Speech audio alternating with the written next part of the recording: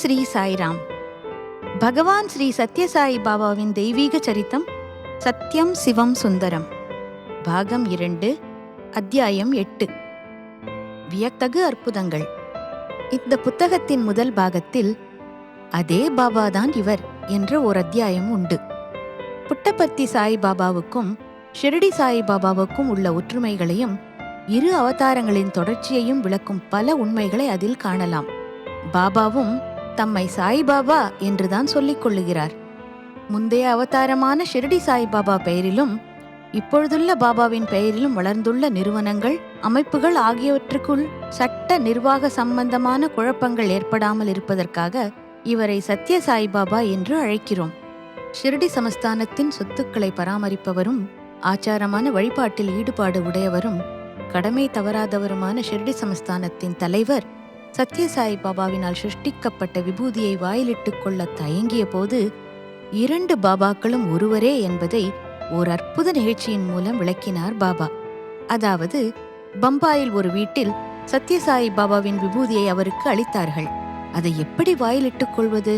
அப்படி அந்த விபூதியை உட்கொண்டால் அது தாம் இதுவரை வழிபட்டு வந்த பாபாவுக்கு செய்யும் அவமரியாதையாக விடுமோ என்று அஞ்சி தயங்கிய அதே வினாடியில் அந்த அறையின் சுவர் மீது மாட்டப்பட்டிருந்த சத்யசாயி பாபாவின் படத்தில் பிரகாசமான ஒளி தோன்றியது. அது அந்த மனிதரின் இதயத்திலிருந்தே ஐயப்பாடு என்னும் இருளை போக்கி தெளிவை தந்தது. ஷிரடி சாய்பாபா சமாதிக்கு நார்வேயைச் சேர்ந்த திரு டைட்மன் என்பவர் போயிருந்தார். ஒரு வயதான மனிதர் அவரிடம் வந்து பகவான் ஸ்ரீ சத்யசாயி பாபாவின் படம் ஒன்றையும் சிறிதளவு விபூதியையும் கொடுத்துவிட்டு ஷிரடி பாபாவின் மறு அவதாரமான சத்யசாயி பாபா மார்ச் மாதம் 13ஆம் தேதி பம்பாய்க்கு வருவதாகவும் அங்கே போனால் அவரை காணலாம் என்றும் கூறிச் சென்றார். பாபாவின் பயணத்திட்டத்தில் மார்ச் மாதம் பம்பாய் செல்வதாகவே இல்லை. அவர் பம்பாய் செல்வார் என்று யாருக்குமே தெரியாது. ஆனால் மார்ச் மாதம் 13ஆம் தேதி பாபா பம்பாய்க்கு வந்தபோது திரு டைட்மனிடம் ஷிரடிக்கு வந்து விபூதி பிரசாதமும் படமும் தந்தது தாமே என்று கூறினார் பாபா. மக்கள் போற்றும் ஷிரடி சாயி பாபாவின் கோயில்களில் உள்ள உருவச் சிலைகளுக்கு உயிரூட்டுவதே ஒளியும் கம்பீரமும் இரக்கமும் உருவான ஸ்ரீ சத்யசாயி பாபாதான். ஷிரடி சாயி பாபாவின் பக்தரும் அவருடன் நெருங்கிய தொடர்புடையவருமான திரு காக்கா சாஹேப் தீக்ஷித் என்பவரின் சகோதரரின் புதல்வர் சாய்பாபாவின் மேல் ஒரு கவிதை எழுதினார். அதில் தாம் பாபாவின் மாளிகையில் குறைந்தபட்சம் ஒரு வாயில் காப்போனாக பணிபுரியும் வேலை கிடைத்தால் கூட போதும் என்று எழுதியிருந்தார். இவ்வாறு எழுதி பல ஆண்டுகள் ஆகிவிட்டன. அவருடைய வேண்டுகோள் நிறைவேறிவிட்டது. இப்பொழுது அவர் பாபாவிடம் வாயில் காப்போனாகத்தான் பணியாற்றுகிறார். எங்கே தெரியுமா? ஒயிட்ஃபீல்டில் உள்ள பிருந்தாவனத்தில் தான் பணிபுரிகிறார். அங்கே வாயிற்கதவுக்கு அருகில் உள்ள சிறு குடிசையில் தங்கிக் கொண்டு பாபா பிருந்தாவனத்துக்கு வரும்போது கைகளில் சாவிகளுடன் விரைந்து சென்று வாயில் கதவுகளை திறக்கிறார். ஷிரடி பாபாவை பிரார்த்தித்தாலும் சரி, பர்த்தி பாபாவை பிரார்த்தித்தாலும் சரி, அருள் புரிவது சத்யசாயி பாபாதான். திருமதி பதேஜாவும் அவருடைய மகளும் பெங்களூருக்கு வந்தபோது பாபாவை பற்றி கேள்விப்பட்டனர். ஷிரடிக்கு போய் சாய்பாபாவை தரிசித்துவிட்டு பம்பாய்க்கு செல்வது என்பது அவர்களுடைய திட்டமாக இருந்தது. இடையில் பாபாவை பற்றி கேள்விப்பட்டதால் அவரையும் தரிசித்துவிட்டு போவதென்று முடிவு செய்து பிரசாந்த் நிலையத்துக்கு வந்தனர். அங்கேயே சில நாட்கள் தங்கியிருந்தனர்.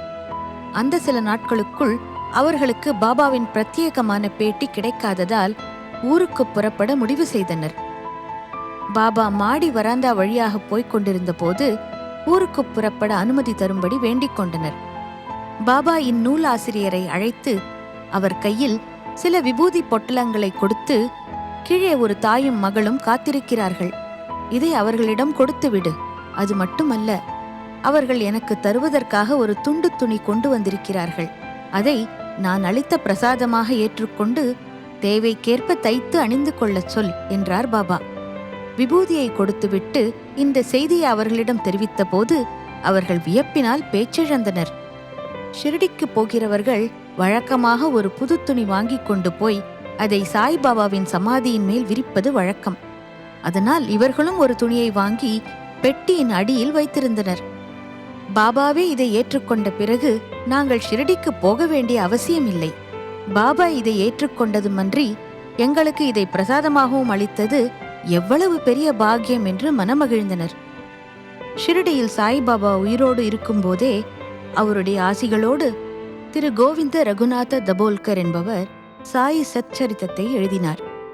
அதில் அவர் சாய் பாபாவை சத்யசாயி என குறிப்பிட்டிருக்கிறார். பாபாவின் கதையையும் சத்யசாயி கதை என்று எழுதியிருக்கிறார். அதில் சத்யசாய் விரதத்தை பற்றியும் குறிக்கப்பட்டிருக்கிறது. சத்யசாய் பாபாவின் பெயரில் உள்ள சத்ய என்பது சத்யநாராயணன் என்ற பெயரின் சுருக்கமே. பீமாஜி பட்டேல் என்பவர் ஒருமுறை ஒரு பயங்கரமான நோயிலிருந்து ஷிரடி சாய் பாபாவின் கருணையால் வியக்கத்தகு முறையில் தப்பிப் பிழைத்தார். நன்றியும் பக்தியும் பொங்க சாய் பாபாவுக்கு விழா கொண்டாடினார். வழக்கமாக செய்யும் சத்யநாராயண விரதத்திற்கு பதிலாக சாய் சச்சரித்தத்தில் குறிப்பிடப்பட்டிருந்த சத்யசாய் விரதத்தை மேற்கொண்டார். சத்யநாராயண கதையை படிப்பதற்கு பதிலாக சத்யசாயி கதையை படிக்கச் செய்தார். வரப்போகும் அவதாரத்திற்கு முன்னோடியாக அவருடைய சங்கல்பப்படி பீமாஜியின் உள்ளுரை இறைவனாகிய பாபாதான் அவரை இவ்வாறு செய்ய தூண்டியிருப்பாரோ? எல்லா உயிரினங்களின் உள்ளுரை இறைவன் நான் தான் என்று உணரும் மக்கள் பாக்கியம் செய்தவர்கள், ஆசீர்வதிக்கப்பட்டவர்கள் என்று பாபா ஷிரடியில் இருக்கும்போதே அடிக்கடி கூறுவார். தபோல்கர் எழுதியபடி பாபா 3 காலங்களையும் உணர்ந்தவர் என்பதற்கான நிரூபணங்களை எத்தனையோ பேர் கண்கூடாக பார்த்து குறித்து வைத்திருக்கிறார்கள். 10 ஆண்டுகளுக்கு முன் ஒரு மராட்டியர் ஷிரடி பாபாவை சத்யசாயி என்று விவரித்து ஒரு கவிதை எழுதியிருந்தார். சென்ற ஆண்டு அவர் சத்யம் சிவம் சுந்தரம் புத்தகத்தின் முதல் பாகத்தை படித்துவிட்டு பிரசாந்த் நிலையத்திற்கு வந்தார். சத்யசாயி பாபாவை பற்றி ஏதும் அறியாமலேயே ஷிரடி பாபாவை சத்யசாயி என்று எழுதியதை குறித்து மகிழ்ந்து இந்நூலாசிரியரை தேடிக்கொண்டு வந்தார். 2 சாய் அவதாரங்களின் தொடர்ச்சி முன்னவருடைய வாழ்க்கையின் கடைசி பகுதி மூலமாகவும் பின்னவருடைய வாழ்க்கையின் முதற் பகுதி மூலமாகவும் உறுதிப்படுகிறது என்று கூறினார். 1918ஆம் ஆண்டு அக்டோபர் மாதம் 16ஆம் தேதி சாய்பாபா தாஸ்கானு என்பவரின் கனவில் தோன்றி, மசூதி இடிந்து விட்டது, நான் அங்கிருந்து போகப் போகிறேன், இதை உன்னிடம் தெரிவிக்கவே வந்தேன், விரைந்து போய் என் தபாரியின் மேல் மலர்களை வைத்து வணங்கு, இது என் கட்டளை என்றார். தபாரி என்றால் சமாதி. தாஸ்கானு பாபாவின் கட்டளையை நிறைவேற்றினார். 1940இல் பாபா தம் பக்தர்களை காக்கவும் தாம் விட்டுச் சென்ற வேலைகளை ஏற்றுக்கொள்ளவும் தாம் வந்திருப்பதாக உலகுக்கு அறிவித்த போது அவருடைய தந்தை பெத்த வெங்கப்பராஜு, நீ அதே பாபாதான் என்பதற்கு என்ன அடையாளம், நம்புவதற்கு ஏதாவது செய்து காட்டு என்று மகனிடம் கேட்டார். சிறிது பூக்களை ஷிரடியை விட்டு புறப்பட்ட போது தன்னுடைய சமாதியின் மேல் வைக்கும்படி தாஸ்கானுவிடம் கூறிய அதே மலர்களை தம் கையில் தரும்படி கேட்டார். கையில் வாங்கிய பூக்களை தரையின் மேல் வீசி எறிந்தார். தரையில் விழுந்த பூக்கள் சாய்பாபா என்ற வார்த்தையாக உருப்பெற்றன. அவதாரங்களின் வழிகளையும் முறைகளையும் உணர்ந்தவர்கள் இந்த தொடர் நிகழ்ச்சியை புரிந்து கொள்வார்கள். 1916ஆம் ஆண்டு விஜயதசமி என்று ஒருவர் ஷிரடியில் பாபாவிடம் இன்று சீமோல்லங்கன நாள் என்று கூறினார். அதற்கு பாபா, ஆம், என்னுடைய சீமோல்லங்கன நாள் கூட இன்றுதான் என்றார். கேட்டவர்கள் திகைத்தனர். சீமோல்லங்கனம் என்றால் எல்லையை கடத்தல் என்று பொருள். முன்னாட்களில் அரசர்கள் தம் படைகளை எல்லாம் ஒன்று திரட்டி ஆயுத பூஜை என்று ஆயுதங்களுக்கு வணக்கம் செலுத்தி அடுத்த நாளான விஜயதசமி என்று வெற்றி கிடைக்க வேண்டும் என்று அடுத்த நாட்டு எல்லையினுள் சென்று போரிடுவார்கள். புரட்டாசி மாதத்தில் சுக்லபக்ஷத்தில் விஜயதசமி விழா கொண்டாடுவார்கள். பாபா விஜயதசமி என் சீமோல்லங்கன நாள் என்று சொல்லுவதன் பொருள் என்ன? இந்த நாட்டின் எல்லையை கடந்து எந்த நாட்டுக்குள் நுழையப் போகிறார்? அவர் அறிவித்தபடி விஜயதசமி நாளில் அவர் தம் உடலை நீத்தார்.